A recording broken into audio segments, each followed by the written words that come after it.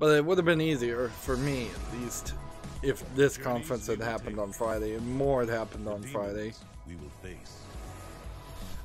Quick note about Digital Devolver's press conference. They did announce things. I didn't actually watch it. There was about 3 games. It's in the recap in the lower right hand corner that's scrolling. So there are 3 Devolver Digital games were announced. Oddly not Serious Sam 4. That's all I really have to say about that.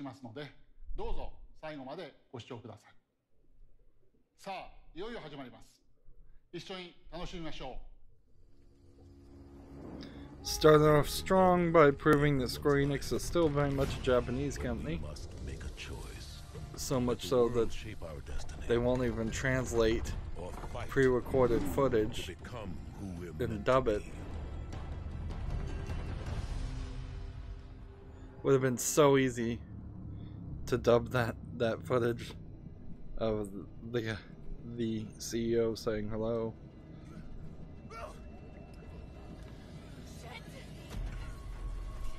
So starting with Tomb Raider. Shadow of the Tomb Raider, one assumes. Let's see.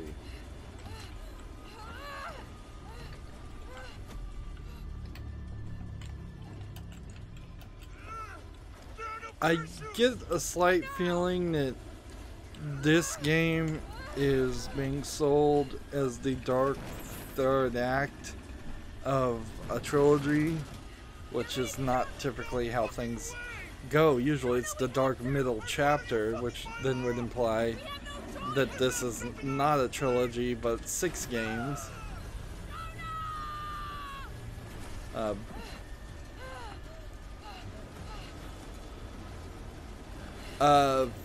If the front part of a plane broke off, you would just fall like a rock. There's no wings or aerodynamics. You're not keeping any kind of trajectory. Hi, my name is Daniel Chaibson, game director at Eidos Montreal.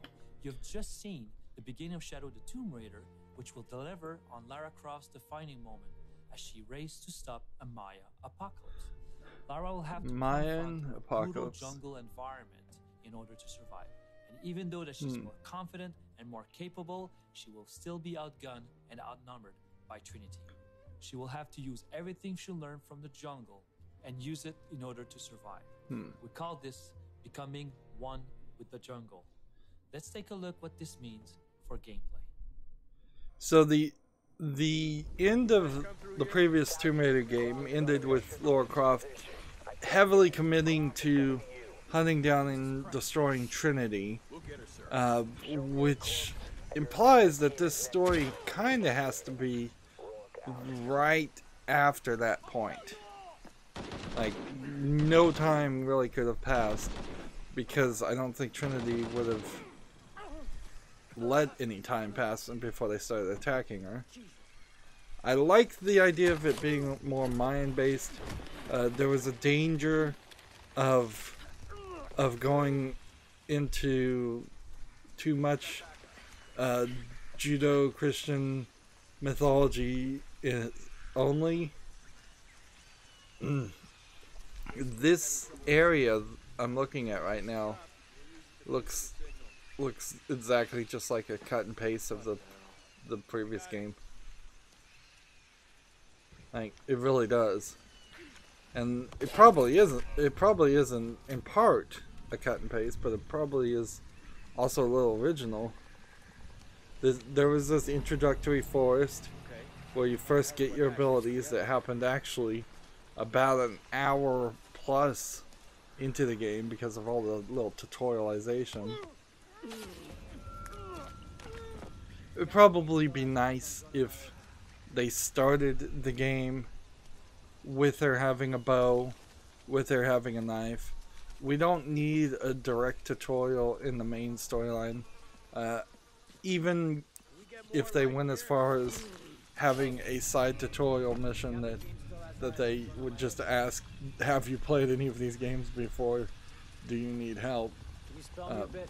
Gotta check in with Maltese. I think Sure. even by the second game, you don't need to introduce main gameplay mechanics that would have been played in the first game. 53 Mike.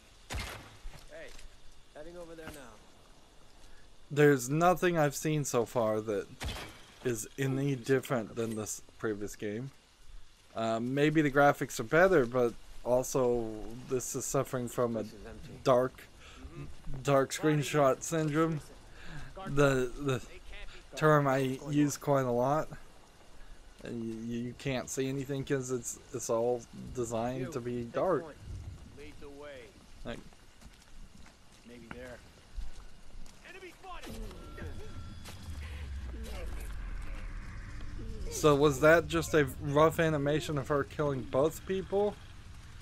Because I didn't see any animation in between the point where she stabbed one guy and then walked to stab the other guy. So if that is how it is in the real game, there's potentially a case where 5 people are next to each other and she activates a combo kill and just magically jumps from one place to the other. And even if she is actually jumping magically from one place to the other, there still needs to be an animation, so that makes sense.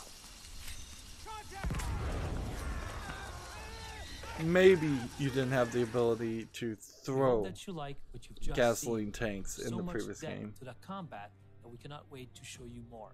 There's new traversal techniques like rappelling and wall running. We even have a full 360-degree underwater swimming, which means full all underwater these exploration and survival. Were in the previous game. We have also one of the biggest hub we ever created in any Tomb Raider game, featuring a hidden city. And of course, we have tombs. We have more of them, and they're deadlier than ever before.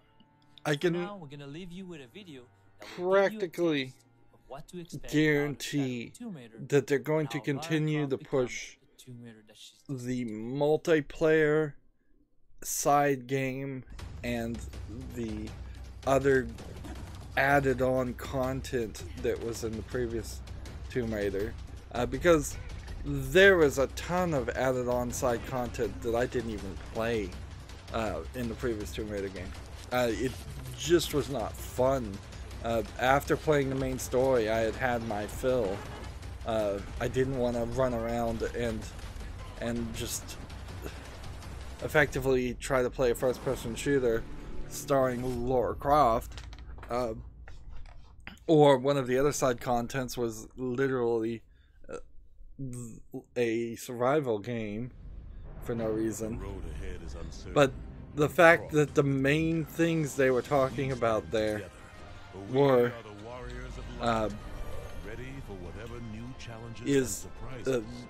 transversal methods and game and fight and fight mechanics, pushes that they are still very much interested in turning Tomb Raider into, I don't know, Battlefield? I guess that's kind of what they're trying to do, is turn it into something like Battlefield instead of focusing on it to be a single player experience, single player action adventure experience, because the reboot series certainly has it's gone from adding bow and gun mechanics to turning it into a first person shooter, and the puzzles and the tombs are very surface level. And to be fair, the previous Tomb Raider series was also very first-person shooter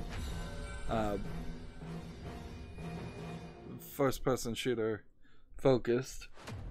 So that was Stormblood Final Fantasy XIV Online, which Final Fantasy XIV Online I think already exists, so this is just like, I think, an upgrade or a patch. And Square Enix being a Japanese company, most of these are going to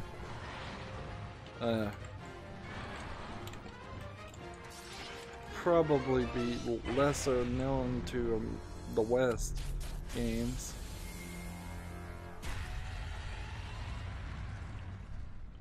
So I don't know if I just saw 2 games or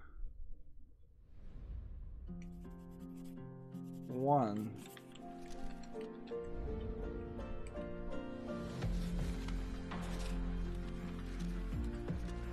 Like, I seriously don't know if that was Stormblood, Final Fantasy 15 X Monster Hunter World, or whether that was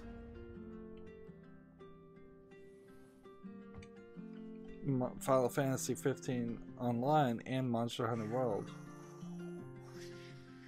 Captain Spirit is ready for battle. Well, we already know what this is, which... Hi everyone, my name is Michel Kor. The Awesome Adventures. We are the 2 creative directors of Life is Strange at Dontnod Entertainment. So, As you may know, here's the 2 Canadian revealed the middle-aged awesome men that adventures of Captain made Spirit. Life is It's a Strange, brand new story in the Vampire, Life is and now Strange this. And this full experience will be available Vampire. to download for free on the 26th of June. To us, Life is Strange is not a single town or set of characters. Captain Spirit is our way for introducing the players to the many stories we want to tell in this expanded universe. Captain Spirit is not Life is Strange 2, but it will be your first steps into this world. The game is hiding many secrets and even some links to the brand new So, story and characters of The season 2. thing is, So make sure you take all Life your is time Strange to explore. Before the We cannot Storm wait for you to experience also this history. kind of didn't We have hope you any will kind of enjoy it, and have a great crazy history, and time from all the Life is manipulation Strange team at Dontnod, mechanic from what thank I heard. Thank you. Bye bye. So unless very late in the game they do Now, I introduce can't some seem kind to of get the supernatural cool costume ability, for Captain Spirit. I wouldn't be surprised if this doesn't have any supernatural ability either.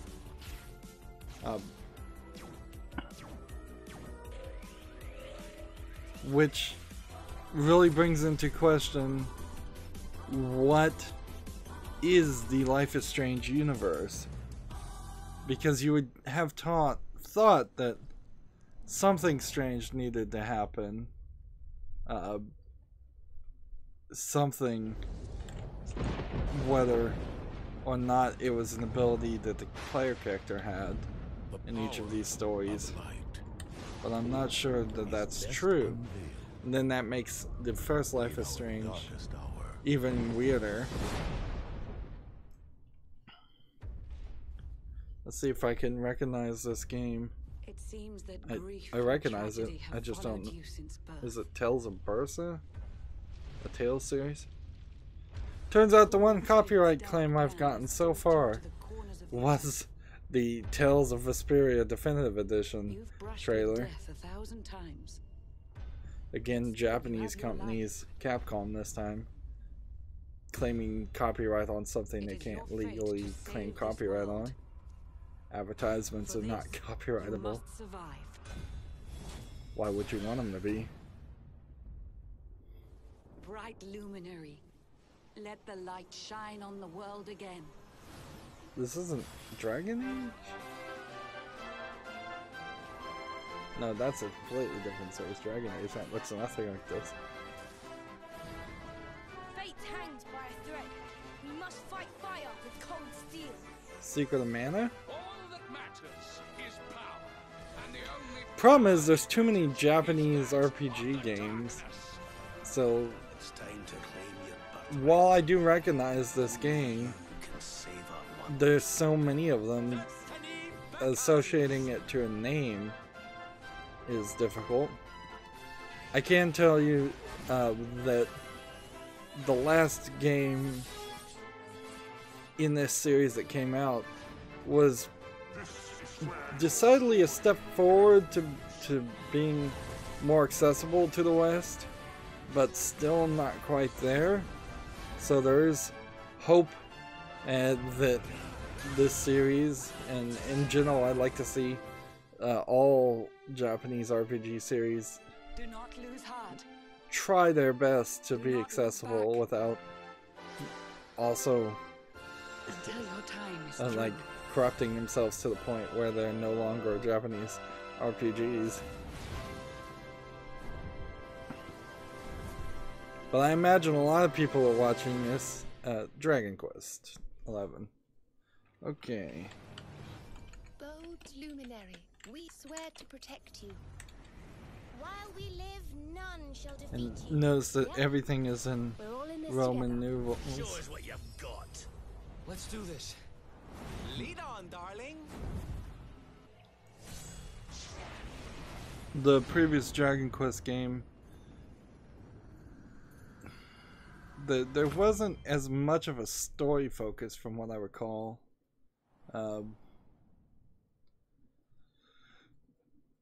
Then a lot of side quests were happening. You were going to the quest givers and they were just giving you things to do. There's a lot of mobile games here too. Let's see.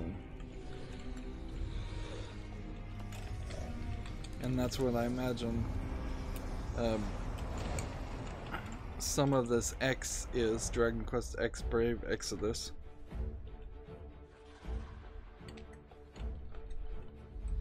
What are we watching? The Square Enix conference? Yeah. Keep an eye. Remind myself.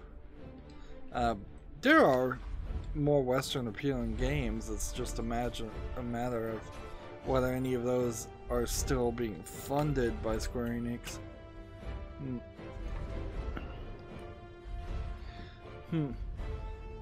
Square Enix is a good example of a company that probably makes an argument for not letting foreign video game companies own or purchase foreign video game companies. Because I don't really feel like Tomb Raider has been best handled by the Square Enix being a Japanese company. I think Square Enix does Japanese games great and Western games pretty poorly. And that was certainly started by an acquisition of some sort. It's not like Square Enix invented Tomb Raider. There's also a bigger argument of a lack of developed by Platinum Games.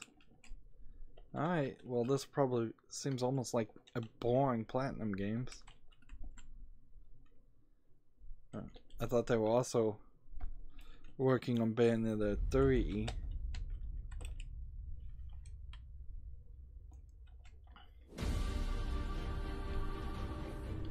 Like, lots and lots of little mergers happened over the years.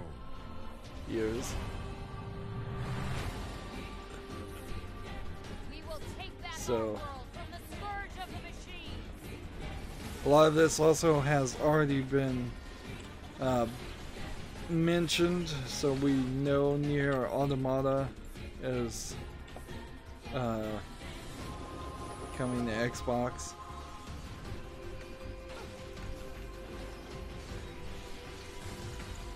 Glory. I guess I have to type in Xbox One.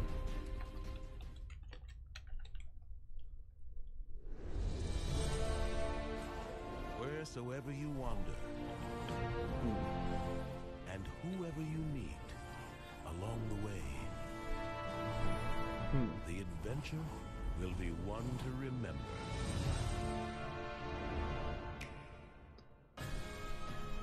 Eight brave souls. So this is the Switch game Cleric, scholar, merchant, that they were working on. dancer. Very interesting artistic style as it's being shown here, Step into their shoes but and explore the realm of immediately as you see it translated in the gameplay, it doesn't look anything like that. It's just a pretty basic, what I would call an almost RPG maker game. with the 8-bit pixel graphics.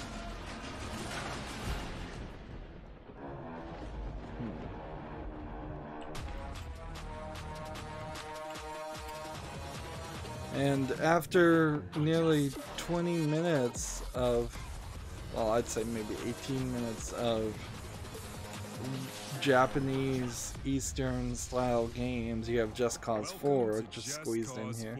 And the return of Rico Rodriguez, a rogue agent on a mission that'll challenge well, at the very least, it's been 10 minutes if you ignore. Rico has arrived in the fictional South American country of Solis, the largest and most breathtaking 10 minutes world straight, we've ever created. probably 18 Every minutes journey into in total. Solis will uncover history, secrets, and danger. Never before has a Just Cause game offered greater variety, rich in all forms of life. At first glance, Solis is a beautiful location, but scratch the surface and you will uncover oppression, fear, and violence, all enforced by Gabriella, the leader of the private militia organization, the Black Hand. Just Cause 4 takes destruction. Isn't the Black Hand the name of the enemies from the Defenders and the Daredevil? On the ground and level bridges to sticks. Awesome forked lightning, unpredictable and deadly sandstorms, and roaring blizzards. Witness the spectacular destruction as they offer both a challenge to Rico as well as creating fun opportunities for creative sandbox gameplay. So are these just like random weather events? Or did somebody have the ability to control the weather? Gameplay opportunities, bulldozers, car transporters, cranes, and even wrecking balls are all fun in our world. I don't know anything really about the Just Cause series, and it seems like it's pretty much, from this trailer, a sandbox game more than anything else. For newcomers, while offering greater depth for a more experienced player. The grapple now has more tethers than ever before, and the ability to I deploy do remember the previous Just Cause game having a big focus on the grapple. Meanwhile, a new story glues together our free-form, go-anywhere, do-anything gameplay that Just Cause is so famous for, and the stakes for Rico have never been higher. So, there's a very loose, ignored if you want it, story in Just Cause games. Yeah, that sounds right. Each archetype comes with unique abilities, with AI designed to keep the player on their toes. But it also looks like, I don't think previous Just Cause games have had invisible suits and heavy armor. It's been mostly modern weapons and things. So it runs the risk of getting too crazy and turning into something like Saints Row. Welcome to Just Cause 4.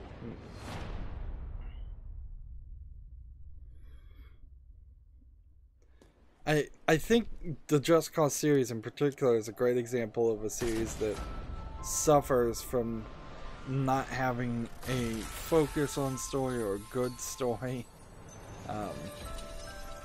Far Cry is another good example of that. Even if individual Far Cry games have good stories, there's no kind of consistency or a through line there. It's just you end up, it's the same story I think for both. You end up somewhere and then you're in a big open world area. First live action video I've seen as a trailer.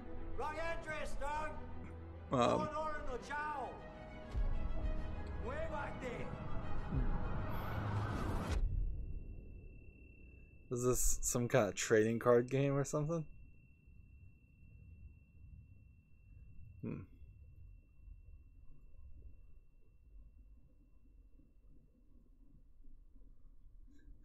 This feels like it's going to be a trading card game or a dancing game. Or something very, very comedic.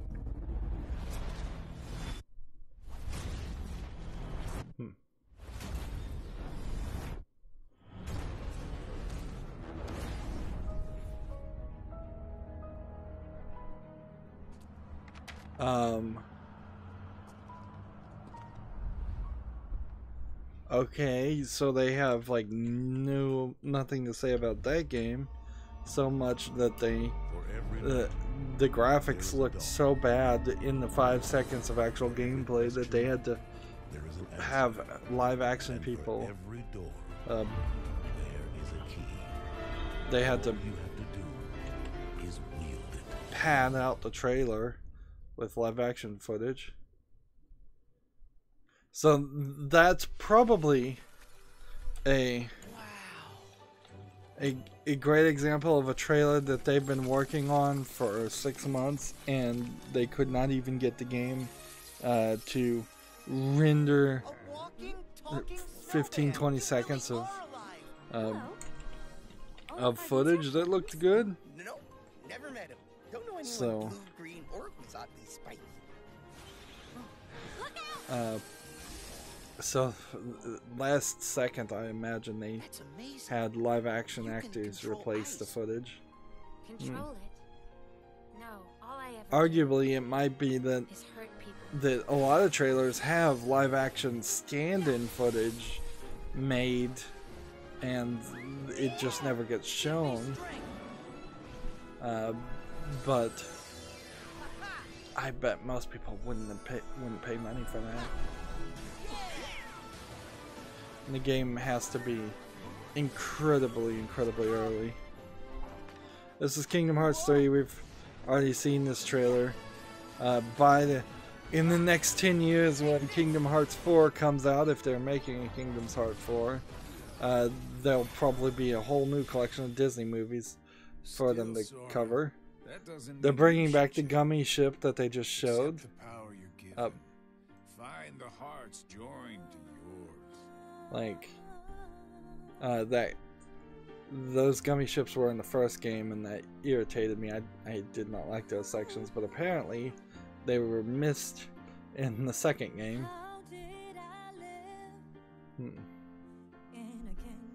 There's a slight argument here is that Kingdom Hearts has always been this story where Sora comes into the middle of a Disney movie and interacts with what happens in the movie and solves the problems. or darkness. I know. I want to know. There's a scene there that is easily missed. It's the Monsters Inc. level where they're turned into monsters. Nothing would please us more than Roxas's return, of course. And Roxas? Yes. For the virtual world to be completely realized, Ansem the Wise would have included Roxas's full data in the construction.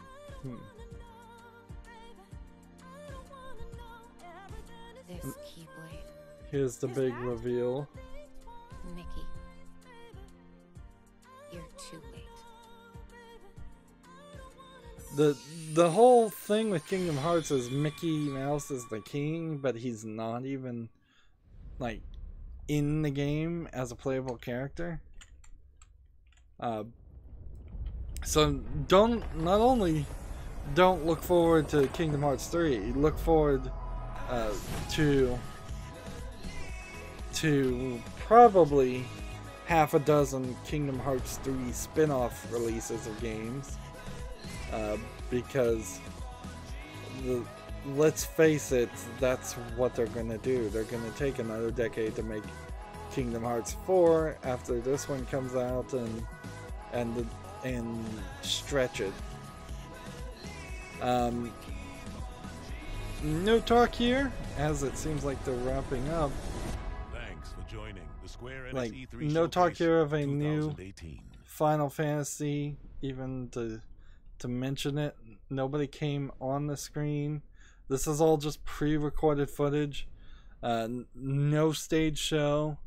This did not really need to happen.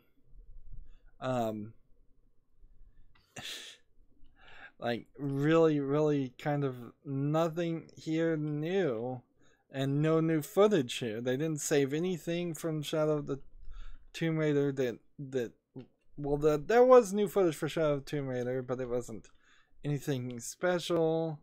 I'm still not sure about Stormblood. Stormblood Final Fantasy 14 Online X Monster Hunter World. I think that's one game.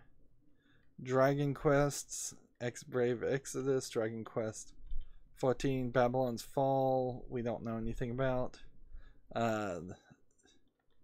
Like The Quiet Man, we don't know anything about. They just kind of teased out names for less than a 30-minute show.